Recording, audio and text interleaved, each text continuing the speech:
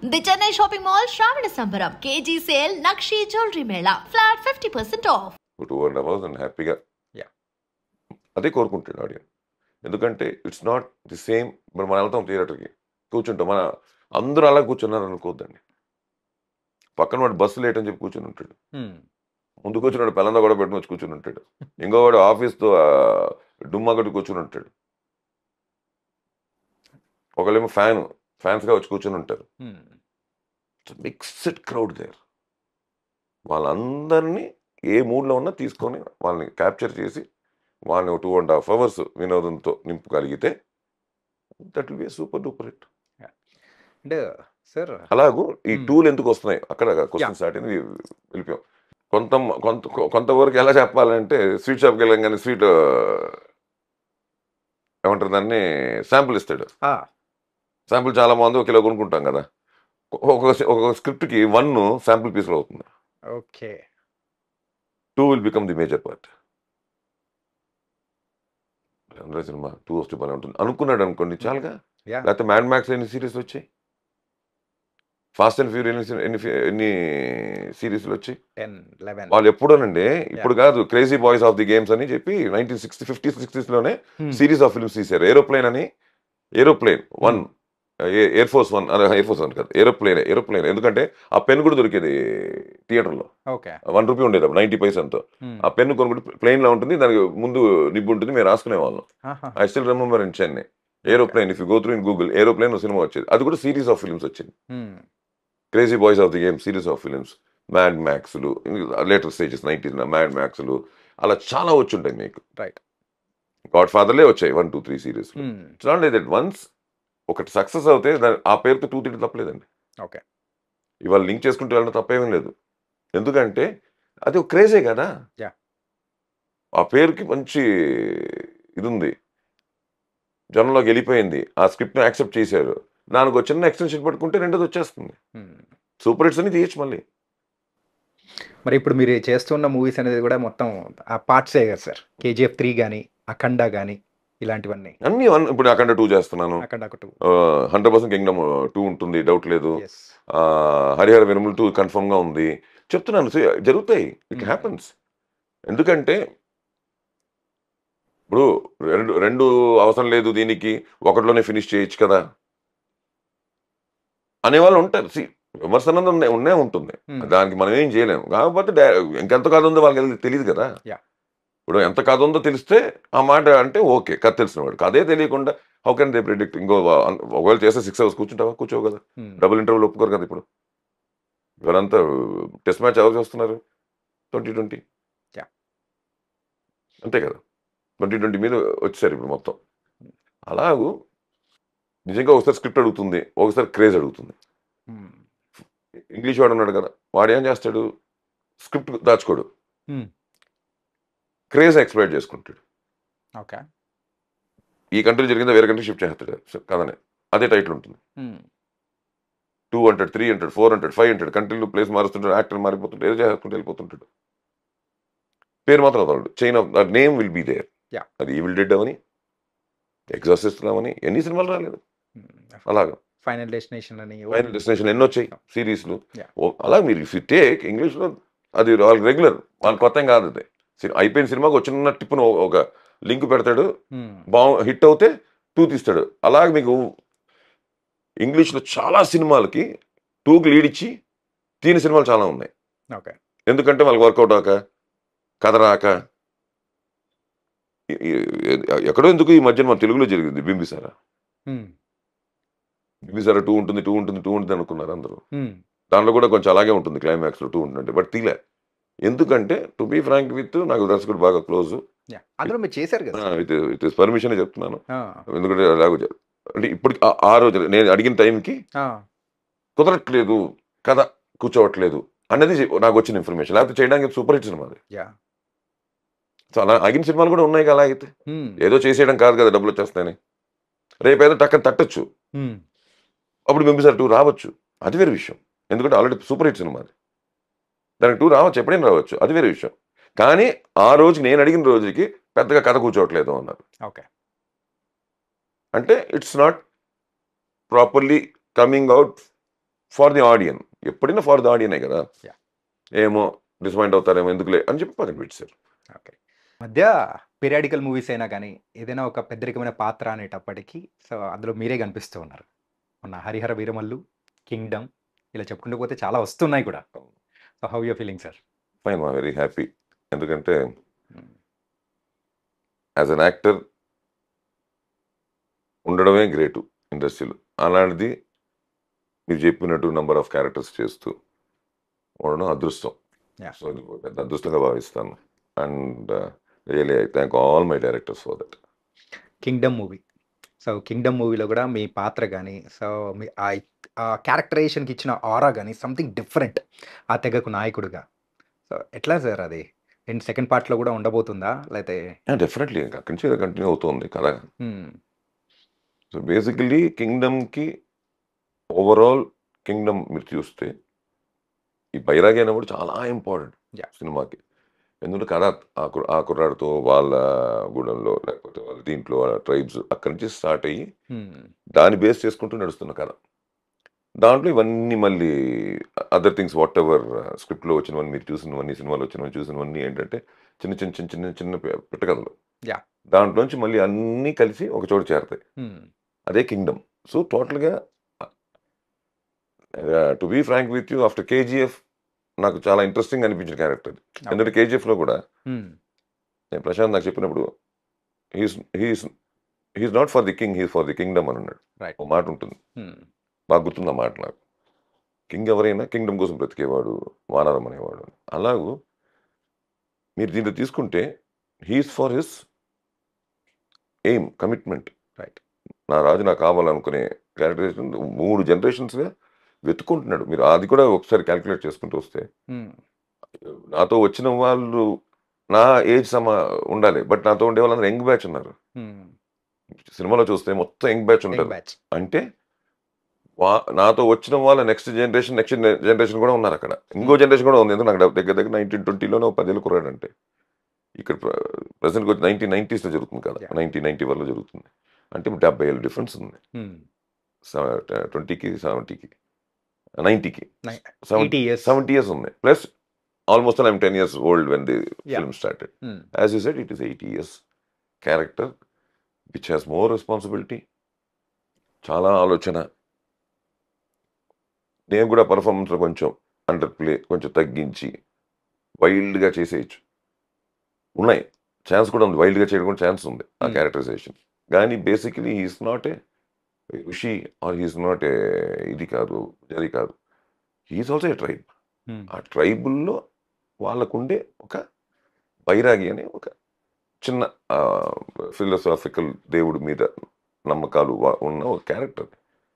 అందుకే నేను టోటల్గానే చేయడంలో కూడా యాజ్ గౌతమ్ టోల్డ్, వాళ్ళు అన్నీ తెలిసిన వాడు కాదు, వాడు నేర్చుకుంటుంటాడు ప్రతిదీ. ఎందుకంటే వాడు బయట ప్రపంచానికి రాలా. రైట్. వాడే వరకే ఉన్న పర్సన్, స్కూల్కి వెళ్ళి ఏం చదవాలా. ఆ క్యారెక్టరైజేషన్ టోటల్ డిజైన్ తీసుకుంటే చాలా బ్యూటిఫుల్ క్యారెక్టర్. వాడికి ఏం చదువు ఏమీ ఛాన్స్ లేదు. వాడు ఒక ఐలాండ్ నుంచి బయలుదేరిపోయి అక్కడ శ్రీకాకుళం నుంచి ఒక ఐలాండ్లో గుద్దుకుంటే ఆ షిప్లో అక్కడ పడిపోతే వీళ్ళందరిని పెట్టుకొని కాపాడుకుంటూ అలా అలా అలా అలా పెరిగిన ఒక క్యారెక్టరైజేషన్. సో డెఫినెట్లీ ఆ అండర్ ప్లే ఉండాలి. ఎప్పుడైతే మనకి ఆ ఎమోషన్ కనిపించాలి, లేకపోతే మనల్ని పెట్టుకోరుగా. వాయిస్ గీసు వాళ్ళకి ఇది ఉంది కాబట్టి డెఫినెట్గా అది వర్కౌట్ అయింది బాగా. లక్కీగా వస్తున్న అప్లాజు, నేను బయటకు వెళ్ళినా లేకపోతే ఎక్కడికి వెళ్ళినా కూడా అందరూ మాట్లాడేది showing me what ever we did అది కొంచెం జస్టిఫికేషన్ దొరికింది, చేయగలిగాము అని నమ్మకం. వన్స్ ఒక 1 week అయిన తర్వాత జనంలోకి వెళ్ళిన తర్వాత హ్యాపీగా కాన్ఫిడెంట్గా మీ ముందు కూర్చొని ఇంటర్వ్యూ ఇవ్వగలుగుతున్నాను. And I want to tell other things also about Kingdom. ఎందుకంటే first Sithara hats off to them. ఎందుకంటే చాలా వైజాగ్ అన్ని శ్రీలంకలో వాళ్ళు చేసిన చేసులు కానీ different location, tough locations to shoot. ఇప్పుడు మోటార్ బోట్ కనిపిస్తున్నాయి, చేస్తాను అనుకుంటున్నాం, బట్ ఆ ప్లేస్లో వెళ్ళి కెమెరాలు ఫిక్స్ చేయాలి, ఆ ప్లేస్ యూనిట్ వెళ్ళాలి, ఆ ప్లేస్కి అన్ని అన్నీ కావాల్సినవన్నీ వెళ్ళాలి అంటే ఎక్విప్మెంట్ దగ్గర నుంచి ఫుడ్ దగ్గర నుంచి వెళ్ళాలి అంటే ఎంత టఫ్ ఆలోచించండి. అది చూడడానికి 2-3 minutes ఎపిసోడ్లో ఉంటుంది, బట్ ఎన్ని రోజులు వర్క్ దాని మీద వర్క్ చేసి ఉంటారు, దాని నుంచి ముందు ఎంత డిజైన్ చేసి ఉంటారు.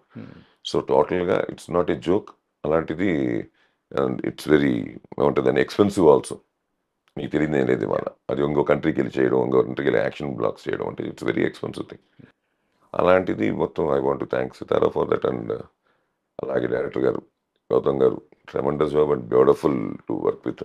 ఎందుకంటే అసలు ఆర్టిస్ట్కి స్ట్రెయిన్ లేకుండా, అంటే షర్ట్ నలగకుండా తీసే అంటాం కదా, ఆ టైప్లో మనల్ని ఏమి స్ట్రెయిన్ పెట్టకుండా యాజ్ అన్ యాక్టర్ మనలో ఉన్నదే బయటకు తీసుకొచ్చుకొని ఎక్సలెంట్లీ హ్యాండిల్స్ థింగ్స్. అలాగే ఇంకా మిగతా అందరూ whole casting did very very good job. అంటే చిన్న వేషం దగ్గర నుంచి మీరు చూసే ఉంటారు, చాలా మంచి అవుట్పుట్ ఉంటుంది. అలాగే కెమెరామెన్స్ కానీ రీ రికార్డింగ్ చేసిన టెరిఫిక్ అవుట్పుట్లు ఇచ్చారు. వెల్ కంపోజ్డ్ ఫైట్స్, అంటే కొంచెం రియాలిటీకి దగ్గరగా ఉండే సినిమా. కొన్ని సినిమాటిక్ సీన్స్ లేకుండా మీరు చూస్తుంటే సినిమా మాత్రం చాలా రియలిస్టిక్ ఫీల్ ఉంటుంది. బిగినింగ్ కూడా పట్టణం ఒక చంపదమ్మ కొడితే వాడికి ఒక ఇది వస్తుంది. అంతేగాని పెద్ద ఆపరేషన్ చేసి కనిపెట్టి కొట్టేలేదు. యాజ్ పర్ ఇవాళ ఎలా ఆలోచిస్తారో అలా కాకుండా ఆ రియాలిటీకి దగ్గరగా అప్పట్లో జరుగుతున్న incidents. It is not present day. So కథలు ఎంత ప్రాబ్లం అంటే రైటర్కి, కథా రచయితకి ఎప్పుడైనా రాస్తున్నప్పుడు అది ఇలాంటివి పౌరాణికమో లేకపోతే సెమీ ఫోక్లోస్ అంటే ప్రాబ్లం కాదు. ఇలాంటివి ఒక పీరియడ్ చేస్తున్నాం అంటే ఏంటంటే ఆ మొబైల్ ఫోన్స్ని ఈ పేజర్ని లేని టైంకి వెళ్తున్నాం. ఎందుకు వెళ్తున్నాం అంటే స్క్రిప్ట్ కోరుకుంటుంది కొన్ని, లేకపోతే ఇప్పుడు వాళ్ళ మొబైల్ ఉంటే 2 నిమిషాలు కమ్యూనికేట్ చేయడం. ఆ కమ్యూనికేషన్ లేని టైంలో జరుగుతున్న కథ, కమ్యూనికేషన్కి ప్రాబ్లం ఉండే టైంలో ఒక కథ ఇది. సో 90s అంటే 90s వరకు మీకు ఈ ఎస్టీడీ ఐఎస్డి పీసీ వాళ్ళు కూడా లేవు. అసలు 92 93 నుంచి ఇవన్నీ ఎస్టీడీ ఐఎస్డి పీసీ వాళ్ళు వచ్చాయి. అంతవరకు టెలిగ్రాఫ్ ఆఫీస్కి వెళ్ళి ఫోన్ చేసుకోవాల్సిందే. ఎస్టీడీ కానీ ట్రంక్ కాల్స్ కానీ చేసుకోవాల్సిందే తప్ప ఆ 90s వరకు నాకు బాగా గుర్తుంది. 90s తర్వాత ఇవన్నీ స్టార్ట్ అయ్యాయి. సో ఆ పీరియడ్లో కథ ఇది. ఆ పీరియడ్లో కథ అంటే చాలా రిస్ట్రిక్షన్స్ ఉంటాయి. వాటికి దగ్గరగా ఉండాలి, ఆ రోజుల్లో ఉండే రియాలిటీకి దగ్గరగా ఉండాలి అన్నట్టు ది స్క్రిప్ట్. ఎక్సలెంట్ స్క్రిప్ట్ అది. ఎందుకంటే ఒక్కొక్క రైటర్ది ఒక్కొక్క పెన్ ఒకలాగా వెళ్తుంది. ఒకలా రావచ్చు, ఇంకోలా రాయొచ్చు. కానీ అల్టిమేట్గా రాసింది చూపించడం చాలా ఇంపార్టెంట్. సినిమాకి వచ్చేసరికి నావల్ అయితే చదివేస్తాం, బట్ సినిమాకి వచ్చేసరికి ఏంటంటే వీ షుడ్ షో ఇట్. అది బ్యూటిఫుల్గా కుదిరింది. అలాగే మన సత్యదేవ్ కానీ టెరిఫిక్గా చేశారు. ఆ బ్రదర్ బాండింగ్ కానీ అది కానీ ఐ వాంట్ టు థ్యాంక్ మీ మూలంగా. ఎందుకంటే కుదరలేదు, మధ్యలో కలిసాం కానీ నాకు ఆ టైంలో నేను ప్రమోషన్స్ వాటికి ఎక్కువ రాలేకపోయినా. I want to share with your people for my team and ముఖ్యంగా విజయ్ దేవరకొండ. ఎందుకంటే నేను టు బి ఫ్రాంక్ విత్ నేను కొంచెం తక్కువ సినిమాలు చూశాను ఆయనవి, అంటే ఆల్మోస్ట్ చూశాను కానీ డీప్గా చూసిన సినిమాల్లో నాకు అర్జున్ రెడ్డి ఒకటి ఫెల్ట్ వెరీ షాకింగ్. ఒక యాక్టర్ పర్ఫార్మెన్స్ అన్నట్టు he did the method acting, whatever name it. మళ్ళీ చాలా బాగా అన్ని చేసుకుంటూ వచ్చారు కానీ దీంట్లో మళ్ళీ క్యారెక్టర్గా challenging character for him. Arjun రెడ్డికి ఎంత ఛాలెంజింగ్గా ఫీల్ అయ్యి ఉంటారు ఆ రోజున నాకు నేను అనుకుంటున్నాను. మధ్యలో నేను 2-3 మిస్ అయ్యి ఉండొచ్చు, నాకు తెలియదు. ఈ సినిమా వరకు మాత్రం ఇట్ డిడ్ ట్రెమెండస్ జాబ్. నేను ఎందుకు అంటున్నానంటేనండి, 1 day 2 days 3 days క్యారెక్టర్స్ చేసేయచ్చు, ఒక 3 చేసేయచ్చు, బ్రేక్ ఇచ్చినా చేయొచ్చు when it's short and sweet. But when it comes to the entire thing you are taking, అంటే ఒక 140 రోజులు షూటింగ్ చేస్తుంటే, యావరేజ్ ఒక 100 రోజులు షూటింగ్ చేస్తుంటే ఎగ్జాంపుల్, ఒక 90 రోజులు ఆయన మీద వెళ్తుందిగా. ఆయన లేకుండా ఫ్రేమ్ కనిపించలే. అన్ని రోజులు అంటే దానికి ఎన్ని బ్రేక్స్ ఉంటాయి, in between confusions, tensions, phone ఉంటుంది, మెసేజ్లు వస్తూ ఉంటాయి. దీని మీద మళ్ళీ అది కంటిన్యూ చేస్తారు. అందరూ అనుకుంటారు ఈ సీన్ కాదు, ఒకలా దోశ వేసి బాగా చాలా బాగుంది దోశ, ఇంకోటి ఆర్డర్ ఇచ్చుకుందామా అని చెప్పి ఆర్డర్ ఇస్తే ఆ దోశ నెక్స్ట్ దోశ అలా రాదు. మీకు జరిగిందా? మీకు సెకండ్ టైం ఆర్డర్ ఇస్తే దెబ్బ అయిపోతాం రా అనుకున్నాం చాలాసార్లు మనం అనుకుంటూ ఉంటాం. హోటల్స్లో వాటి జరుగుతుంటాయి, అబ్బాయి వాళ్ళు ఉందని తినేసి ఇంకోటి ఇవ్వు అంటే టేస్ట్ డిఫర్స్ ఇమ్మీడియట్లీ. సో ఒక మాస్టర్ సరిగా వేయిపోతున్నాడు, ఏవో దోశ రెండో దోశ అడిగితే. అలాంటిది పొద్దు నుంచి సాయంత్రం వరకు వచ్చిన రోజు షెడ్యూల్ 20 రోజుల షెడ్యూల్, 10 రోజుల షెడ్యూల్ ఇలా పడుతూనే ఉంటాయి ఎవ్రీ మంత్. మెయింటైన్ చేస్తూ టోటల్గా 2.5 గంటల సేపు ఒకటే మూడ్లో చేశారే. Really hats off to Deverakonda. And sir, Telugu ప్రేక్షకులకి అయ్యప్ప గారు ఒక యాక్టర్గా దగ్గరైన మూవీ అంటే మీరు ఏం చెప్తారు సార్? మా మైండ్లో అయితే ఒకటి ఉంది, అంటే దగ్గరగా అయిన క్యారెక్టర్లో అంటే నా చిన్నతనం నేను చేసిన ఫస్ట్ క్యారెక్టరే నేను వెళ్ళిపోయాను హార్ట్స్లోకి. ఈ చదువులు మాకు వద్దు అని యూట్యూబ్లో ఉంది, వేజల సత్యనారాయణ గారిది. దాంట్లో బ్రాహ్మణ్ క్యారెక్టర్ వేస్తుంటాను, చిన్న పిల్లడిది. అంటే సంస్కృతం నేర్చుకుంటే తెలుగు డైలాగ్లో ఉండదు, మొత్తం సంస్కృతం మాట్లాడతా. ఫస్ట్ హాఫ్ అంతా అలా ఉంటుంది. 3 బ్రదర్స్, ఒక బ్రదర్ని, పెద్ద ఆయన రంగనాథ్ గారు, రెండోది విద్యాసాగర్, మూడోది నేను. నాకు ఎందుకు అంత హార్ట్ టచింగ్ ఫిల్మ్ అంటే అది సెకండ్ హాఫ్లో ఇంట్లో పావర్టీ వల్ల ఏదో బిందె అమ్ముకొని రమ్మంటే తల్లి అనుకున్నమ్మ గారు వెళ్తూ ఉంటే మా నాన్నగారు ముహూర్తం పెట్టించుకున్న ఒక సాహిబ్ తన మాంసం కొట్లో పని చేస్తామని చెప్పి నన్ను మాంసం కొట్లో పని చేయిస్తాడు. అంటే అది నన్ను అయ్యప్పని రికగ్నైజ్ చేశారా ఇవన్నీ పక్కన పెడితే నేను ఒక క్యారెక్టర్గా ఫస్ట్ సినిమానే నాకు ఐ రియల్లీ చాలా మంచిగా అబ్బా అనుకునే క్యారెక్టర్ అది. వాడు నిజంగా పని చేస్తాడు, ఎందుకంటే ఇంట్లో డబ్బుల కోసం పని చేస్తాడు, అదొకటి. అలాగే సరే ఓకే, అది కొంచెం చెప్పుకోవాల్సిన సినిమా ఎప్పటికైనా, ఎందుకంటే చైల్డ్ ఆర్ట్గా ఫస్ట్ ఫిల్ము నేను డెబ్యూ చేసిన ఫిల్ము 83 అనుకుంటా, మేకప్ అది November 2. తర్వాత మనమంతా అన్నది నాకు చాలా అన్నట్టు ఉంటుంది ఆ సినిమా. మోహన్ లాల్ గారిది, మన చంద్రశేఖర్ డైరెక్ట్ చేసిన సినిమా, మన సాయి కురపాటి గారు ప్రొడ్యూస్ చేశారు. నాకు భలే ఇష్టమైన క్యారెక్టర్. అంటే ఏంటంటే ఒక జస్ట్ రోడ్డు మీద ఏం దొరికితే ఇనుము దొరికితే తీసుకెళ్ళి ఇనుము పెట్టేసి ఆ వచ్చే డబ్బులతో వెళ్ళి టక్కన ఒక ఎంతో చీప్ లిక్కర్ దొరికితే చీప్ లిక్కర్ తాగేసే ఒక క్యారెక్టరైజేషన్. వాడు ఎలా లాక్ చేస్తాడు హీరోని, ఎలా అవుతుంది ఫైనల్. నా క్యారెక్టరైజేషన్ ఎండ్ కూడా ఎక్స్ట్రాడినరీగా ప్లాన్ తీసుంటాడు డైరెక్టర్ గారు. వాడికి హార్ట్ ప్రాబ్లం, వాడికి ఆపరేషన్ చేసుకుని డబ్బులు కావాలి. మోహన్ లాల్ పనప్ప చెప్తే ఓవర్లుక్ చేసి మళ్ళీ 5,000 ఇవ్వాల్సిన వాడిని ₹1,00,000 అడుగుతాడు, 2,00,000 అడుగుతాడు. అక్కడ హర్షవర్ధన్ గారిని లాక్ చేసి ఇక్కడ మోహన్ లాల్ గారితో మీరు ఆట ఆడిస్తాను. కిడ్నాప్ చేయమని చెప్పింది ఆయనే. కిడ్నాప్ చేసిన తర్వాత 5,000 కింద మాట్లాడుకొని లాక్ చేసిన తర్వాత నేను చెప్పను ఎక్కడ ఉన్నాడు, నాకు 2,00,000 కావాలి అర్జెంట్గా. ఎందుకంటే వీడికి ప్రాబ్లం ఏంటంటే హార్ట్ ప్రాబ్లం, లేకపోతే వీడికి 5,000 చాలా ఎక్కువ. వీడికి ప్రాబ్లం రాకపోతే సిచ్యువేషన్ మేక్స్ హిమ్ విలన్ తప్ప అక్కడ ఈజ్ నాట్ ఎ విలన్. వాడికి ఆ ప్రాబ్లం లేకపోతే వాడికి 5,000 చాలా ఎక్కువ, ఇంకా ఏ పని చేయక్కర్లే, ఇంకా 2 months ముందు కూర్చోవచ్చు ఆ క్యారెక్టర్. కానీ వాడికి హార్ట్ ప్రాబ్లం వచ్చింది, బ్రతకాలి వాడికి. అలాంటి వాడు టప్పని రైల్వే స్టేషన్లో కలెక్ట్ చేసి చచ్చిపోతాడు before telling him the truth. చాలా బాగుంటుంది అదొకటి. దాని తర్వాత ఎవర్ గ్రీన్ KGF. నేను మొన్న రీసెంట్ ఇంటర్వ్యూ చెప్పాను. ఇవన్నీ ఏంటంటే నాకు దగ్గరగా ఉండే క్యారెక్టర్, నాకు నచ్చిన క్యారెక్టర్. అలాగే చాలా ఇప్పుడు చేస్తున్నవన్నీ కూడా టెరిఫిక్ క్యారెక్టర్స్ చేస్తున్నాను. అన్నీ చాలా మంచి క్యారెక్టర్స్, చాలా ఇంపార్టెంట్ క్యారెక్టర్స్. కథకి ఇంపార్టెంట్, నాకు లక్కీగా ఏంటంటే కథకి లింక్ చేసే క్యారెక్టర్లు దొరుకుతుంటాయి ప్రతి సినిమాలో.